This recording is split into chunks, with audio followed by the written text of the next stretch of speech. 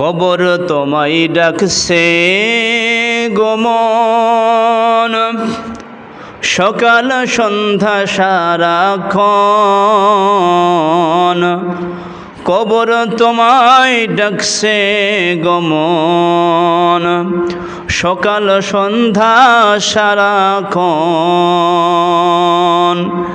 শেষ বিদায়ের ঘণ্টা তোমার, শেষ বিদায়ের ঘণ্টা তোমার বাজবে গো যখন। কবর তোমায় রাখছে ও মন, সকাল সন্ধ্যা সারাক্ষণ। তুমি তোমার মনটাকে তো, তুমি তোমার দিলটাকে তো করলে না পরিবর্তন। কবর তোমার ডাকছে গো সকাল সন্ধ্যা সারাক্ষণ। বলেন ঠিক কিনা? কবর আমাদের জন্য উপস্থিত আছে সব সময়। যে কোনো মুহূর্তে মৃত্যু আমাদেরকে ধরে নেবে, হতে পারে সকাল অথবা বিকাল, কিন্তু মরণ হবে, এটা চিরসত্য। চিরসত্য কি না? কিন্তু আমাদের ভিতরে প্রস্তুতি নাই, মরণের প্রস্তুতি নাই, রবের ভয় আমাদের ভিতরে নাই। এই জন্য কবির ভাষায় কবি বলে, সকাল সন্ধ্যা রাত দিন সব সময় কোন সময় তোমার মৃত্যু এসে যাবে, কোন সময় তোমার মরণ হয়ে যাবে, কোন সময় আজরাইলের হাতে তুমি ধরা পড়ে যাবা, এটা একমাত্র আল্লাহ জানে। কিন্তু যারা মুমিন হবে তারা সর্ব অবস্থায় চিন্তা করে। পথে চলতে, বিছানায় ঘুমাতে, কাজের মধ্যে, চাকরির মধ্যে, সর্ব অবস্থায় ওই ব্যক্তি চিন্তা করে। যেই মৃত্যুর চিন্তা যেই ব্যক্তি করে, ওই ব্যক্তি সর্ব অবস্থায় পাপের থেকে বেঁচে থাকে। দুনিয়া তাকে গ্রাস করতে পারে না, দুনিয়া তাকে ভালোবেসে, দুনিয়ার ভালোবাসায় তাকে মহিমান্বিত করে রাখতে পারে না। কারণ সে চিন্তা করে কবরের চিন্তা। কিসের চিন্তা? কবরের চিন্তা। আর কবরের চিন্তা যারা করে, আল্লাহর ভয় যাদের ভিতরে আছে, মুত্তাকি যারা হতে চায়, মুমিন যারা হতে চায়, আল্লাহ পাক তাদেরকে সূরা বাকারার 183 নম্বর আয়াতে ডাক দিয়ে বলেন, ইয়া আইয়ুহাল্লাযীনা আমানু কুতিবা আলাইকুমুস সিয়ামু কামা কুতিবা আলাল্লাযীনা মিন ক্বাবলিকুম লাআল্লাকুম তাত্তাকুন। হে মুমিনগণ, তোমাদের প্রতি রোজা ফরজ করে দেওয়া হয়েছে, রোজা ফরজ করা হয়েছে, যেমন তোমাদের পূর্ববর্তী লোকদের প্রতি ফরজ করা হয়েছিল, যাতে তোমাদের মধ্যে তাকওয়া সৃষ্টি হয়। তাহলে যারা তাকওয়া, যাদের ভয়, আল্লাহর প্রতি ভয় আছে, যারা সর্ব অবস্থায় আল্লাহর কথা মনে করে, মরণের চিন্তা করে, তাদের একটা চিন্তা থাকে, তারা কিভাবে মুত্তাকি হবে, তারা কিভাবে মুমিন হবে, তারা কিভাবে ইমানদার হবে, তারা কিভাবে আল্লাহর আইনগুলো নিজের জীবনের সাথে গঠন করবে, তারা কিভাবে নবীর সুন্নাতকে আঁকড়ে ধরবে, তারা কিভাবে রমজানের সিয়ামের সাথে রোজা রাখবে, কিভাবে মিথ্যাকে প্রতিহত করবে, কিভাবে ন্যায় এবং সঠিক পথের উপরে অবিচল থাকবে, তারা এই চিন্তা করে। আর তাদের জন্যই আল্লাহর এই আয়াত আমাদেরকে জানায় দেয়, মুত্তাকি যদি হতে চাও, মুমিন যদি হতে যাও, এই রমজান মাসের রোজা তোমাকে রাখতে হবে। কি করতে হবে? রমজান মাসের রোজা। এখন রোজা তো ফরজ। আল্লাহ ডাক দিলেন আমানু, প্রত্যেক ইমানদারদেরকে, আমানু ইয়া আইয়ুহাল্লাযীনা আমানু, যারা ঈমান এনেছো, নিজেকে মুসলমান বলে দাবি করো, আল্লাহ পাক তাদেরকেই বলতেছেন, তাদেরকেই আল্লাহ পাক ডাক দিয়ে বলতেছেন যে তোমরা কি করো? সিয়াম পালন করো, রোজা করো। রোজা তোমাদের উপরে ফরজ করে দেয়া হয়েছে। এখন আমরা যারা ইমানদার না, তারা যারা ইমান নামে শুধু ইমান এনেছে, তারা রোজা রাখবে না কি বলেন? আসলে আমি আগেও বলি, পরেও সব সময় বলি যে মুসলমানের ঘরে জন্ম নিলেই কিন্তু মুসলমান হওয়া যায় না। মুসলমান হওয়ার জন্য তার কার্যক্রমগুলো, তার চলাচল, তার ওঠা, তার বসা, তার জীবন, তার সব কিছু হওয়া লাগবে কোরআনের সাথে। ঠিক কিনা বলেন? কোরআনের সাথে হওয়া লাগবে। যদি কোরআনের সাথে না হয়, যদি ইসলামের সাথে তার জীবনটাকে সামঞ্জস্য করে যদি সে না চলে, তাহলে পারে এই রকমভাবে চলার মাধ্যমে সে একজন মুমিন তো দূরের কথা, সে একজন কাফেরের চাইতেও জঘন্য হয়ে যেতে পারে। এই জন্য এই যে রমজান এসেছে আমাদের সামনে, রমজান মাস চলতেছে, এই মাস এত সম্মানিত মাস, এই মাসের এত ফজিলত বিশ্বনবী আমাদেরকে শিক্ষা দিয়ে গেছেন। রমজান মাস আসার আগে সব কর্মব্যস্ততা নিঝুম হয়ে যাবে, সব কর্মব্যস্ততা শেষ করে দিয়ে রমজান মাসে বেশি বেশি করে আল্লাহর ইবাদতের জন্য সময় বের করতে হবে। আর যারা এই রমজান মাসে আল্লাহর ইবাদতের জন্য সময় বের করবে, আল্লাহ পাক রব্বুল আলামিন তাদেরকে স্বয়ং মুত্তাকিন বান্দা হিসাবে কবুল করে নেবেন। সুবহানাল্লাহ। আল্লাহ পাক রব্বুল আলামিন বললেন, এই রোজা শুধু মুহাম্মাদের উম্মতের উপর নয়, এই রোজা ইতিপূর্বে যারা দুনিয়াতে এসেছিলেন, ইতিপূর্বে অন্যান্য নবীর উম্মত যারা ছিলেন, আল্লাহ পাক বললেন তোমাদের পূর্ববর্তীদের উপরেও রমজান মাসের রোজা ফরজ ছিল। সেই সময় রোজা 1 বছর করা লাগতো। কি করা লাগতো? পুরো বছর যদি রোজা থাকতো তাহলে আমাদের জন্য কি অবস্থা হতো? হাদিসের ভিতরে আসছে নামাজ ছিল 50 ওয়াক্ত। কত ওয়াক্ত? 50 ওয়াক্ত। নবীজি আমার মেরাজে যাওয়ার পরে কমাইতে কমাইতে 5 ওয়াক্ত নামাজ।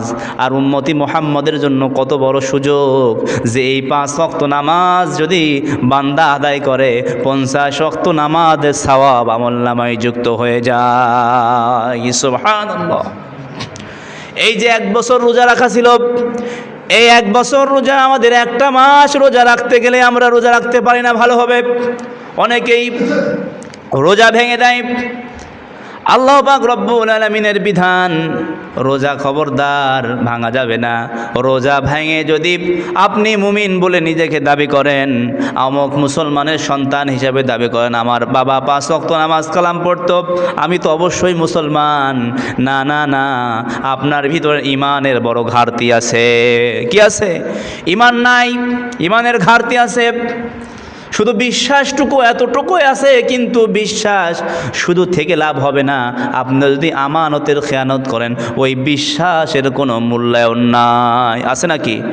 ওই বিশ্বাসের কোনো মূল্যায়ন নাই। কারণ একজন মালিকের হয়ে আপনি কাজ করেন, ওই মালিককে আপনি বিশ্বাস করেন, মালিক আমাকে মাস শেষ হলে বেতন দিবে, মালিক আমাকে মাস শেষ হলে আমার শ্রদ্ধা ভাজন সম্মানী দিবে, সব কিছু আপনি বিশ্বাস করেন, কিন্তু ওই মালিকের কাজ আপনি করেন না।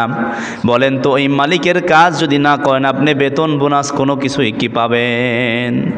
কোনোভাবেই পাবেন না। এই জন্য আল্লাহ পাক রব্বুল আলামিন বললেন, যারা মুত্তাকি হতে চায়, মুমিন হতে চায়, আমার রবের আইনকে, আমার রবের বিধানকে জীবনের প্রত্যেকটা সেক্টরে, জীবনের প্রত্যেকটা স্তরে স্তরে নিজের জীবনের সাথে বাস্তবায়ন করাতে হবে। হতে পারে কঠিন, কিন্তু কঠিন হলেও আপনাকে মানতে হবে। আর যারা আল্লাহর বিধানকে কঠিন মনে করেও যারা মেনে নেয় জীবনের সাথে, তাদের চাইতে সহজ আর কোনো কিছু হতে পারে না। এখন অনেকেই বলতে পারেন, হুজুর সারাদিন এত পরিশ্রম করে কিভাবে রোজা রাখবো? আপনি দেখেন না, আমি দেখেছি, আমার বাস্তব অভিজ্ঞতা দেখেছি, কত মানুষ কত পরিশ্রম করে রোজা রেখেছে। আমি যেহেতু গ্রামে বসবাস করেছি, এই যে যখন হচ্ছে আপনার এই পাটের সময় হয়, পাট হাঁটু সমান পানি, মাঠের মধ্য থেকে রোজা রেখে আল্লাহ পাক তাদের রোজা অবশ্যই কবুল করে নেবেন। কত কষ্ট করে মাঠের থেকে পাটগুলো নিয়ে এসেছে, নিয়ে আসার পরে শুধু তাই নয়, কত কষ্ট করেছে পিপাসায়। এমনও আমি দেখেছি পিপাসায় বাড়িতে এসে কথা বলতে পারে নাই, মাথা ঘুরে পড়ে গেছে, কিন্তু আল্লাহর বিধান রোজা রাখতে হবে, রোজা ছাড়ে নাই। আপনাদের এলাকার উদাহরণ যদি দিই, এই যে বালি কাটতে যায়, কত মানুষ একসাথে দলবদ্ধ হয়ে বালি কাটতে যায়। আমার দেখা মানুষ এমনও আছে যে সারাদিন পরিশ্রম করে বালি কেটেছে, কিন্তু অন্যান্য মানুষগুলো পাশে বসে বসে খেয়েছে, পানি খেয়েছে, বারে বারে গোসল করেছে, অত্যন্ত তাপমাত্রা গরমের মধ্যে, তারপরেও আল্লাহর বিধান রোজা রাখা, রোজা ছাড়ে নাই, এবং রাতে দাঁড়িয়ে দাঁড়িয়ে খতমে তারাবি পড়েছে। বলেন সুবহানাল্লাহ। আল্লাহ তো এদেরটা কবুল করবে। তাহলে আমি কি পরিশ্রম করি? যে দুইটা পরিশ্রমের কথা বললাম, অত্যন্ত কঠিন পরিশ্রম, বারে বারে গলা শুকিয়ে যায়। আমার আল্লাহ পাক রব্বুল আলামিন ফেরেশতাদেরকে ডাক দিয়ে বলে, ও ফেরেশতা, তাকায় দেখো আমার বান্দার দিকে, কত কষ্ট করে আমার এই বান্দা সারাদিন ক্লান্ত হয়ে যায়, শরীরটা চলে না, এমন অবস্থা হয়ে যায়, কিন্তু আমার বান্দা আমার হুকুমের কাছে নত হয়ে রোজা রেখে দিল। আমি আল্লাহ ওদের জন্য বলে দিলাম, নবীকেও আপনি জানায় দেন, এই রোজাদারদের জন্য আমি জান্নাতের একটা দরজা দিয়ে দিব, যেই দরজা দিয়ে শুধু রোজাদাররা প্রবেশ করবে, সেই দরজার নাম হলো রায়হান। বলেন সুবহানাল্লাহ। ওই দরজা দিয়ে রোজাদাররা শুধু প্রবেশ করবে। মুসলমান, খেয়াল করে শুনতে হবে, এই যে রমজান মাস এসেছে, আমাদের ভিতরে পরিবর্তন নাই, আমাদের ভিতরে পরিবর্তন নাই, কিন্তু আমাদের অবস্থা তো এমন হওয়া দরকার ছিল, রমজান মাস আসার পরে আমরা ব্যবসা করার চিন্তা করতেছি, যে আমরা অধিক ব্যবসা করব, অধিক লাভবান হব। সত্য মিথ্যার কোনো যাচাই বাছাই করা দরকার নাই। মানুষ এমনভাবে ব্যবসা করা শুরু করেছে যে এই রমজান মাস আসলে মনে হয় তাদের ইবাদত তো দূরে থাক, ব্যবসায় হলো তাদের অত্যন্ত বেশি গুরুত্বপূর্ণ হয়ে যায়। ঠিক কিনা বলেন? বাজারের দ্রব্যমূল্যর দিকে খেয়াল করেন, কত উচ্চগতি, ঊর্ধ্বগতি। এই যে অবস্থা, এই অবস্থাগুলোর জন্য কি আল্লাহর কাছে হিসাব দেওয়া লাগবে না? বরং কত গরিব আছে, রোজা রাখে, নিজে ইফতারি করবে, নিজে সাহারি করবে, এমন ইনকামের অবস্থা যে সাহারি ইফতারির বাজার কিন্তু ভালোভাবে করতে পারে না। আর এক শ্রেণীর ব্যবসায়ীরা আছে যারা এই সুযোগটাকে নিয়ে নেয়, যত কষ্টই হোক মানুষ সাহারির জন্য, ইফতারের জন্য নিজের চেষ্টা অনুযায়ী খাবারগুলো কিনে এবং খাওয়ার চেষ্টা করে, আর মানুষ এই সুযোগগুলো নিয়ে ব্যবসা করে।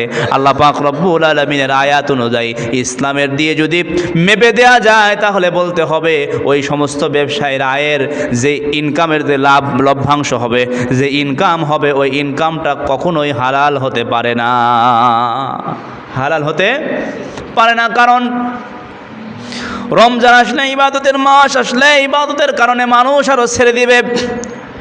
রমজান মাস আসলে ইবাদতের কারণে আরো ন্যায় প্রতিষ্ঠা করবে, ন্যায়ের কাজকে বাড়ায় দিবে। যারা এই সুযোগকে নিয়ে মানুষের সাথে ধোঁকাবাজি করতেছে, রমজান আসার কারণে বাজারের দাম যারা বাড়ায় দিয়েছে, আল্লাহ পাক রব্বুল আলামিনের আয়াত, কোরআনের আয়াত জানায় দেয়, ওয়াইলুল লিল মুতাফফিফিনাল্লাযীনা ইযা তালু আলান নাসি ইস্তাউফুন। আল্লাহ পাক বললেন, ওই ব্যক্তিদের জন্য ধ্বংস, ওই মানুষদের জন্য ধ্বংস যারা কি করে, নেওয়ার সময় ঠিকভাবে নেয় কিন্তু দেওয়ার সময় ঠিকভাবে দেয় না।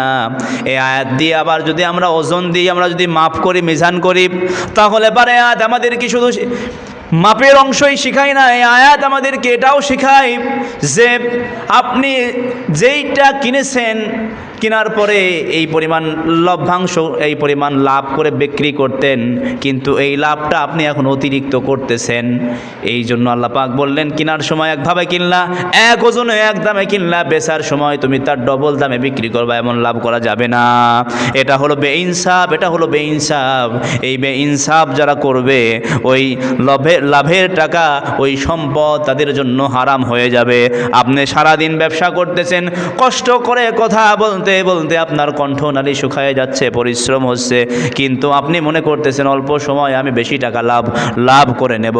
এই লাভ করে নেওয়ার জন্য আপনার রোজা তো শেষ হয়ে যাচ্ছেই, বরং আপনি হারামের সাথে চলতে থাকলেন। আল্লাহ পাক বললেন, ইয়া আইয়ুহাল্লাযীনা আমানু ওয়াযারু মা বাকিয়া মিনার রিবা ইন কুনতুম মুমিনিন। ব্যবসায়ী যারা হবে, আল্লাহ পাকের এই আয়াত তাদের জন্য জানায় দেয়, তোমরা শোনো, আল্লাহ পাক বললেন খবরদার এই ব্যবসার সাথে সুদকে হারামকে মিশ্রণ করো না। ইন কুনতুম মুমিনিন, আল্লাহ পাক বলতেছেন খবরদার মুমিন হতে চাইলে যদি তোমরা ব্যবসার সাথে সুদ এক জিনিস, ব্যবসার এক জিনিস, হারাম এক জিনিস, ব্যবসার এক জিনিস, ব্যবসার মধ্যে আল্লাহ পাক রব্বুল আমিন বরকত রেখে দিয়েছেন। আর এই রমজান আসলে আমরা যেভাবে ব্যবসা করা শুরু করি, এই ব্যবসা করতে আল্লাহ পাক আমাদেরকে নিষেধ করতেছেন। তো যে আয়াত তেলাওয়াত করেছিলাম, যে আয়াত থেকে আলোচনা করতেছিলাম, আল্লাহ পাক বললেন রমজান মাস মুমিন হওয়ার জন্য, মুত্তাকি হওয়ার জন্য, তাকওয়াবান হওয়ার জন্য আল্লাহ পাক রব্বুল আলামিন তোমাদের উপরে রমজান মাসের রোজাকে ফরজ করে দিয়েছেন। এখন যারা রোজা রাখবো তারা মুত্তাকি হতে পারবো, এবং রোজা রাখলে পারে আপনাকে কিছু কিছু জিনিস সংযম করতে হবে, আপনাকে কিছু কিছু জিনিস পাপের থেকে বেঁচে থাকতে হবে। বিশ্ব নবী বলেন, একজন উম্মত আমার রোজা রাখলো, রোজা রাখার পরে সে মিথ্যা ছাড়তে পারলো না, সে গীবত ছাড়তে পারলো না, সে মানুষের সমালোচনা ছাড়তে পারলো না, সে সব রকম পাপাচার থেকে ছাড়তে পারলো না, কিন্তু সেই ব্যক্তি রোজা রাখলো, ওই ব্যক্তির রোজা রাখা সারাটা দিন আর না খেয়ে কষ্ট করে থাকা তার জন্য সমান হবে।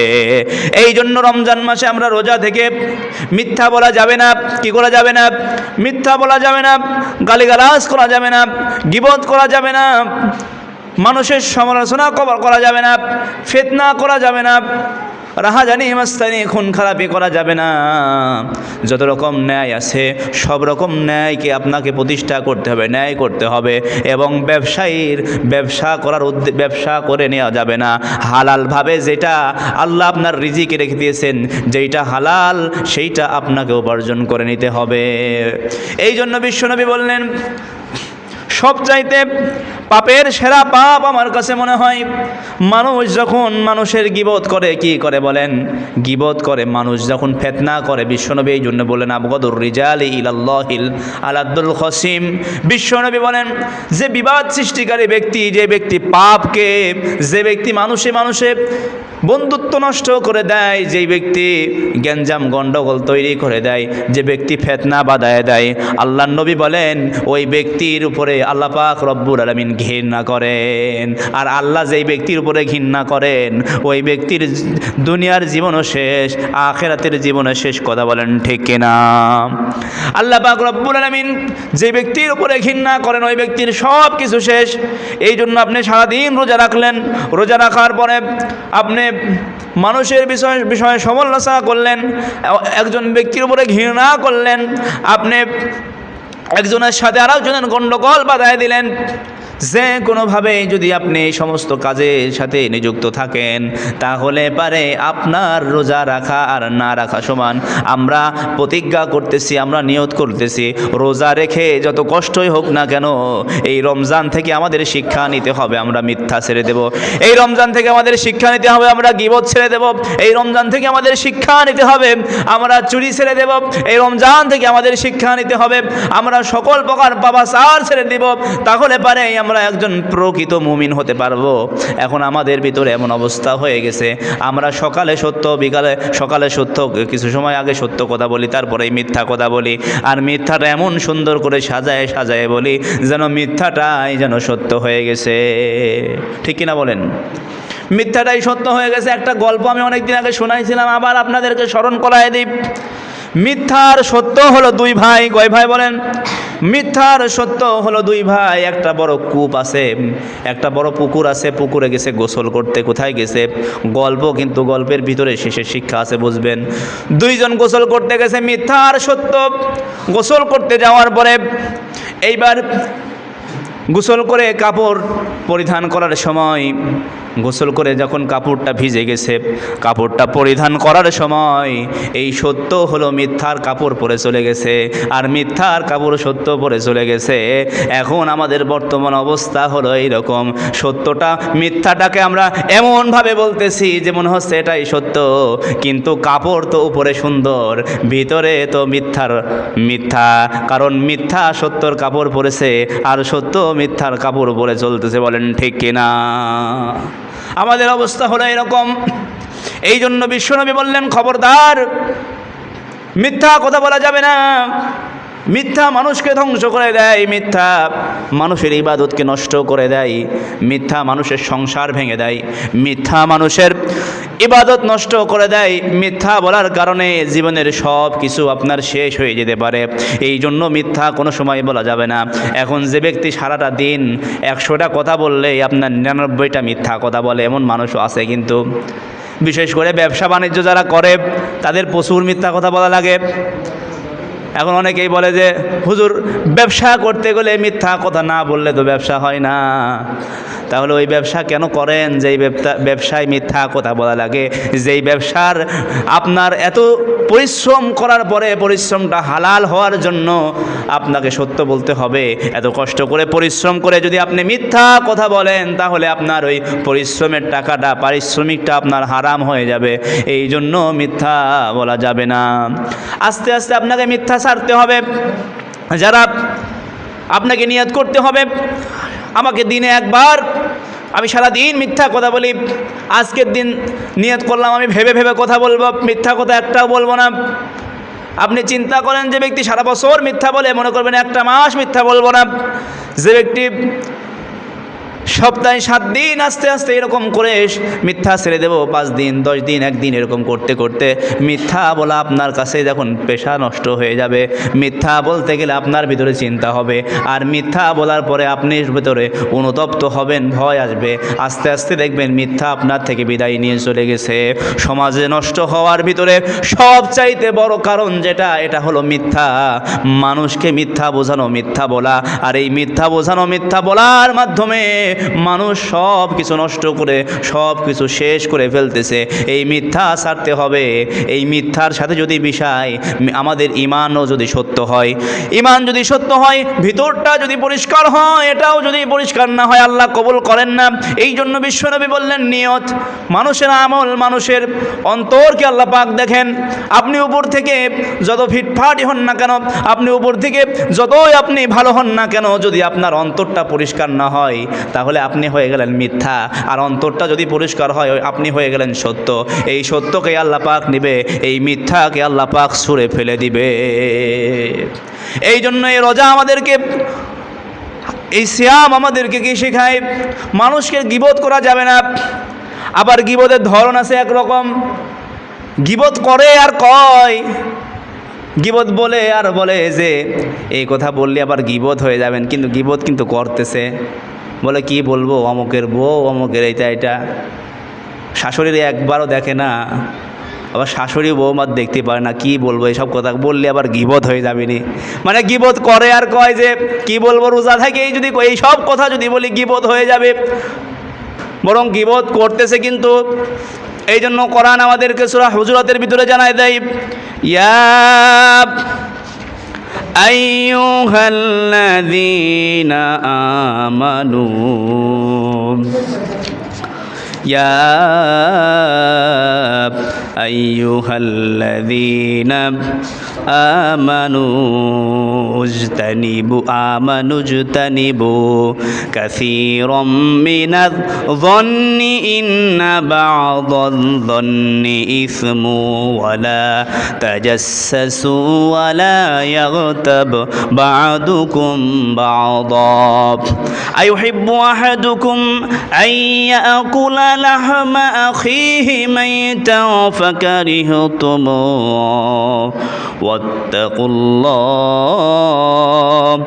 ইন্নাল্লাহা তাওয়াবুর রহিম। আল্লাহ পাক রব্বুল আমিন বললেন, এই গীবতকে আল্লাহ পাক কিসের সাথে তুলনা করলেন? এই গীবতকে আল্লাহ পাক রব্বুল আলামিন এমন একটা বিষয়ের সাথে তুলনা করলেন, হে মুমিনগণ তোমরা অনেক রকম অনুমান থেকে বেঁচে থাকো। অনুমান করে কথা বলতে আল্লাহ পাক নিষেধ করেছেন। কোনো অনুমান গুনাহ, তোমরা কারো গোপন ত্রুটির অনুসন্ধান পড়বে না এবং তোমাদের একে অন্যের গীবত করবে না, আল্লাহ পাক নিষেধ করলেন সূরা হুজুরাতের 12 নম্বর আয়াতে। তোমাদের মধ্যে কেউ কি তার মৃত ভাইয়ের তোমাদের মধ্যে কেউ কি তার মৃত ভাইয়ের গোশত খেতে পছন্দ করবে, এটাকে তো তোমরা ঘৃণা করো। তোমরা আল্লাহকে ভয় করো, নিশ্চয় আল্লাহ তোমাদের প্রতি তোমাদের তওবা কবুলকারী পরম দয়ালু। আল্লাহ পাক আমাদেরকে এখানে বললেন গীবত করা হলো মৃত ভাইয়ের গোশত খাওয়ার সমান। নাউজুবিল্লাহ বলেন, এটা কি তোমরা কেউ পছন্দ করো? আল্লাহ পাক প্রশ্ন করলেন না? কত বড় ঘৃণা গীবত করা! তাহলে আল্লাহ পাক এই উদাহরণ দিতে বাধ্য হলেন, এই কথা বলতে বাধ্য হলেন, আইয়াকুল লাহমা আখিহি মাইতাও ফাকারিহতুমু। আল্লাহ পাক বললেন খবরদার, এই জন্য গীবত করবা না। গীবতের মাধ্যমে মানুষের সব কিছু নষ্ট হয়ে যেতে পারে। এই জন্য আমরা রোজা রেখেছি, রোজা রেখে খবরদার গীবত করা যাবে না। গীবত যদি করি আমাদের রোজা, সারাদিন আমরা যে রোজা রাখলাম এই রোজাগুলো নষ্ট হয়ে যাবে। আল্লাহ পাকের বললেন ওয়াত্তাকুল্লাহ, ভয় করতে হবে আল্লাহকে। ইন্নাল্লাহ তাওয়াবুর রহিম, ভয় করার পরে আল্লাহর কাছে তওবা করতে হবে। আল্লাহ গো, আমি তো রোজা রেখে গীবত করে ফেলেছি, না জেনে এমন করলে হবে না। গীবত বলবো গীবত বললে পারে গীবত হয়ে যাচ্ছে, এরকম বলা যাবে না। গীবত যেটা আপনাকে বলাই যাবে না, বরং আমাদের অবস্থা এরকম হয়ে গেছে, আমরা যদি কোনো মানুষের ভুল খুঁজে পাই, আমরা যদি কারোর গীবত করতে চাই, এই গীবতটা বলতে আমাদের কাছে আনন্দ লাগে, আর এই গীবতটা শুনতেও আমাদের কাছে আনন্দ লাগে। বলেন ঠিক কিনা? এই জন্য আল্লাহ পাক নিষেধ করলেন খবরদার অন্যের সমালোচনা, অন্যের বিরুদ্ধে গীবত করবা না। গীবত যদি করো, গীবত করলে তুমি তোমার ভাইয়ের মরা গোশত খাইলা। শুধু তাই নয়, তোমার জন্য অপেক্ষা করতেছে জাহান্নামের আগুন, সব ইবাদত নষ্ট হয়ে যাবে। শুধু তাই নয়, তোমার যত আমল করেছো সব আমলগুলো ওই যে ব্যক্তির জন্য তুমি গীবত করলা, যেই ব্যক্তির নামে তুমি গীবত করলা, এই আমলগুলো, এই সওয়াবগুলো তার নামে চলে যাবে। কথা কি বুঝতে পারছেন? গীবত যদি করা হয়, আপনি যে কষ্ট করে রোজা রাখলেন, আপনার জীবনের যত আমল ছিল, আপনি একজন আব্দুর রহিমের ব্যাপারে গীবত করলেন যে অমুক এই কাজ করেছে, অমুকের বাড়ি চুরি করেছে, অমুকের এই কাজ করেছে, এই সেই। আপনি আব্দুর রহিম আব্দুল করিমের ব্যাপারে গীবত করলেন, ওই আব্দুল করিমের যত সওয়াব ছিল আপনার আমলনামায়, ওর যত গুনাহ ছিল আপনার আমলনামায় চলে আসবে, আর এর যত সওয়াব ছিল ওর আমলনামায় চলে যাবে। এই জন্য গীবত অত্যন্ত পাপের কাজ, গীবত করা যাবে না। গীবত থেকে বেঁচে থাকতে হবে, গীবত করা যাবে না, গীবত শোনা যাবে না। আপনার কাছে যদি কেউ এসে গীবত করতে যায়, আপনি বলবেন ভাই আপনি দূরে যে কথা বলেন, আপনার এই কথা শুনতে আমি পারবো না। যে কোনোভাবে আপনার গীবত থেকে দূরে থাকতে হবে। যদি আপনি গীবত থেকে দূরে থাকেন, তাহলে পরে আল্লাহ পাক রব্বুল আলামিন আপনাকে অবশ্যই কি করবে? আল্লাহর বিধান মানলেও পুরস্কার, না মানলে পুরস্কার, না মানলে বিপদ। আল্লাহ পাক রব্বুল আলামিনের এই সমস্ত বিধানগুলো যদি মেনে নেন, আল্লাহ পাক যে আয়াত ওই যে বললাম, মুত্তাকি বান্দা আপনি হতে পারবেন, ঈমানদার হতে পারবেন, মুত্তাকি হতে পারবেন। শেষ পর্যন্ত আল্লাহ পাক যেটা বললেন, তাহলে পারে ও বান্দা তুমি লাআল্লাকুম তাত্তাকুন, পরহেজগার হতে পারবা, মুমিন হতে পারবা। এরপরে আল্লাহ পাক বললেন সূরা বাকারার 184 নম্বর আয়াতে, আইয়ামাম মা'দুদাত ফামান কানা মিনকুম মারিদান আও আলা সাফারিন ফাইদ্দাতুম মিন আইয়ামিন উখর وعلى الذين يطيقونه فدية طعام مسكين فمن تطوع خيرا فهو خير له وأن تصوموا خير لكم إن كنتم تعلمون। এবার আল্লাহ পাক বললেন রোজা কয়দিন হবে, কাদের উপর রোজা, কারা রোজা রাখবে, কারা রাখতে পারবে না, রোজা না রাখলে কি হবে, এই সমস্ত বিষয় আল্লাহ পাক রব্বুল আলামিন আলোচনা করতেছেন। এই রমজান মাসের রোজার বিষয়ে কোরআনের ভিতরে আল্লাহর এই রোজার ফরজ বিষয়ে যত স্পষ্টতার সাথে আল্লাহ পাক বলেছেন, অন্য কোনো আল্লাহর বিধান নিয়ে তো স্পষ্ট বলেন নাই। নামাজ পড়তে হবে 5 ওয়াক্ত নামাজ, সুন্নাত কয় রাকাত, কোনটা কোন রাকাত কয় রাকাত, এটা আল্লাহ এত ক্লিয়ার করে দেন নাই। কিন্তু রোজার বিষয়ে আল্লাহ পাক স্পষ্ট করে দিয়েছেন, এত সুন্দর করে বলেছেন। আল্লাহ পাক বলতেছেন গুণিত কয়েকদিন রোজা রাখতে হবে। তারপরে যদি তোমাদের মধ্যে কেউ অসুস্থ হয়, অনেকে অসুস্থ থাকে কি থাকে না, কেউ যদি অসুস্থ হয় বা সফরে থাকে, দূরে কোথাও বিদেশে আছে, দেশে আসবে, অথবা এখান থেকে অনেক দূরে চট্টগ্রাম যাবে, অনেক পথের ব্যবধান, সফরে থাকে, তবে অন্য সময়ে সে সমান সংখ্যা পূরণ করবে। মনে করেন আজকে আপনি সকালবেলা চট্টগ্রাম চিটাগাংয়ের উদ্দেশ্যে রওনা দিবেন, সারাদিন আপনার জার্নি হবে, আপনি আজকে রোজা থাকতে পারবেন না, অথবা আপনি অসুস্থ, এই অসুস্থতার কারণে যদি আজকে রোজা আপনি ছেড়ে দেন, তাহলে এই একটা রোজার বদলতে আপনাকে একটা রোজা করতে হবে।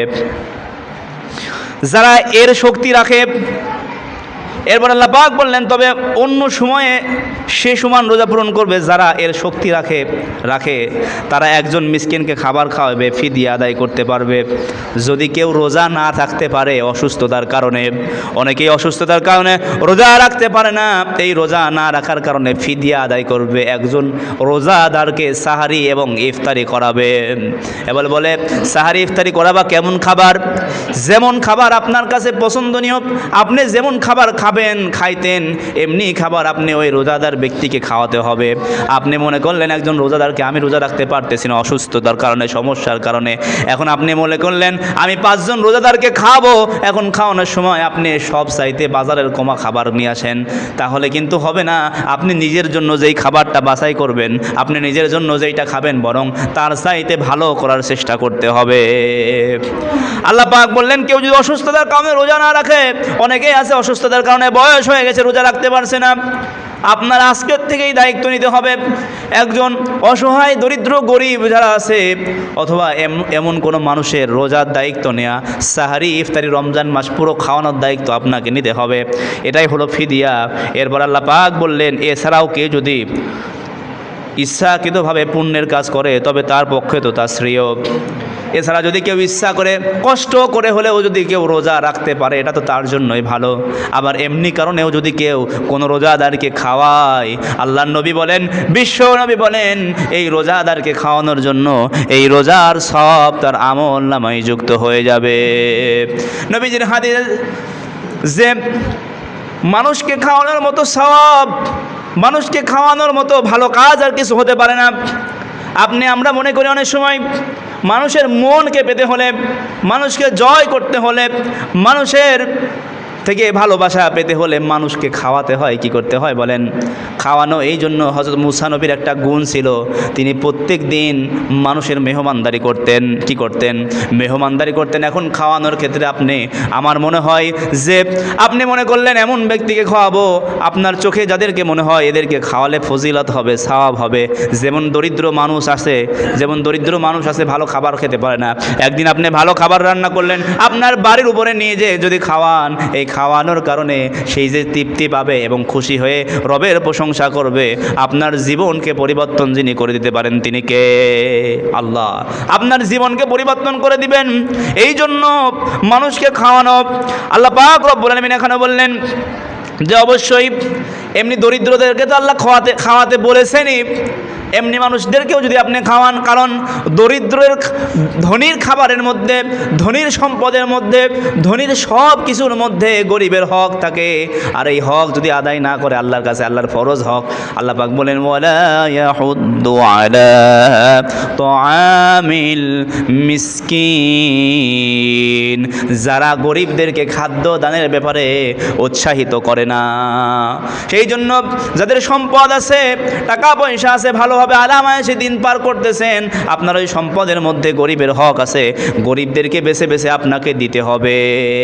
আর এমনি কারণেও যদি কোনো মানুষকে খাওয়ায়, তাহলে পরে আল্লাহ পাক বলেন ওদের জন্য সওয়াব আছে, ফজিলত আছে। আল্লাহ পাক কখনো মানুষ যদি ধনী হতে চায়, বিশ্বনবীর হাদিস কোরআন থেকে বলা যায়, মানুষ যদি ধনী হতে চায় ওই মানুষটা যেন অতিরিক্ত সদকা করে। কি করে বলেন? সদকা করে। যে যত বেশি দান করবে আল্লাহ পাক রব্বুল আলামিন তার সম্পদ তত বাড়ায় দেবেন। দান যত বেশি করবে অভাব তত দূর হবে। দান যত বেশি করবে আল্লাহ পাক রব্বুল আলামিন শান্তি তত দিবেন। এই জন্য কোনো ব্যক্তি যদি বেশি বেশি করে সদকা করে, আল্লাহর পথে যদি ব্যয় করে, আল্লাহ পাক রব্বুল আলামিন তাকে বরকত দিয়ে ভরে দেবেন। এই রমজান মাসে বিশ্বনবীর একটা বড় আমল ছিল, নবীজি রমজান মাসে বেশি বেশি দান করতেন। কি করতেন? বেশি বেশি দান করতেন। কারণ অন্যান্য মাসে নফল ইবাদত করলে নফল ইবাদতের সওয়াবে, নফল ইবাদত যদি রমজান মাসে কোনো ব্যক্তি করে, এই নফল ইবাদত ফরজের সমতুল্য হয়ে যায়, ফরজের সমতুল্য হয়ে যায়। আর যদি রমজান মাসে এই ফরজের সমতুল্য হয়ে যায়, রমজান মাসে কেউ যদি দান করে, এই দানও তার জন্য কত সওয়াব বাড়ায় দেয়। বলে একটা নেকি করলে 10টা নেকি, আর 10কে 70 গুণে বেড়ে যায়।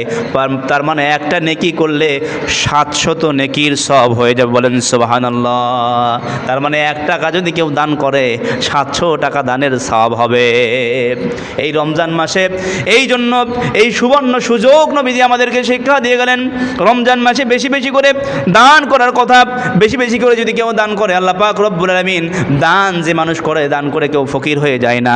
দান করলে আল্লাহ পাক রব্বুল আলামিন তাকে দুনিয়াতে এবং আখিরাতে সবচাইতে বড় বানায় দেন।